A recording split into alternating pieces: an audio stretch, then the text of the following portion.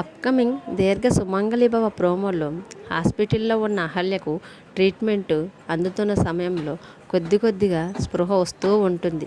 అంతేకాకుండా అహల్యకు తను స్పృహలో లేనప్పుడు గౌతమ్ తన దగ్గరకు వచ్చి తనని స్పృహలోకి తేవటానికి తన కాళ్ళు రుద్దుతున్నట్టు, తన చేతులు రుద్దుతున్నట్టు, తనని కాపాడే ప్రయత్నం చేస్తున్నట్టు అహల్యకు కొద్దిగా గుర్తుకు వస్తూ ఉంటుంది.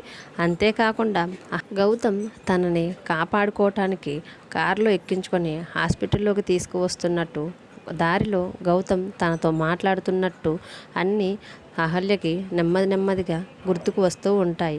అప్పుడు అహల్య ఒక్కసారి అవన్నీ గుర్తుకు వచ్చేసరికి హాస్పిటల్ బెడ్పై నుంచి ఒక్కసారిగా లేచి గట్టిగా గౌతమ్ గారు అని అరుస్తుంది.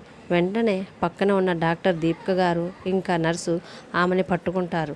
అయినా కానీ అహల్య గారు చాలా కంగారు పడుతూ గౌతమ్ గారు అని అంటూ ఉంటుంది. వెంటనే డాక్టర్ గారు, అమ్మ అహల్య, గౌతమ్కి ఏం కాలేదు, తను బాగానే ఉన్నాడు, ఇక్కడే పక్కనే మన హాస్పిటల్లోనే ఉన్నాడమ్మా, నువ్వు ఇలా టెన్షన్ పడకూడదు అని చెప్తూ ఉంటుంది. అయినా కానీ అహల్య టెన్షన్తో, గౌతమ్ గారు ఎక్కడున్నారు, ఎలా ఉన్నారు, నేను వెంటనే గౌతమ్ గారిని చూడాలి అని డాక్టర్ గారు ఎంత చెప్పినా వినకుండా చేతికి ఉన్న సూదిని తీసివేసి కంగారుగా హాస్పిటల్లో వెతుకుతూ ఉంటుంది.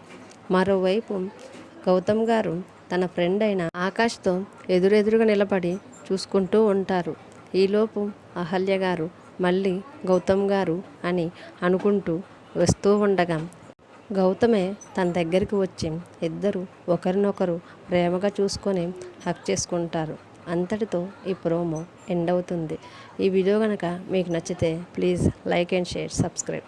Thanks for watching.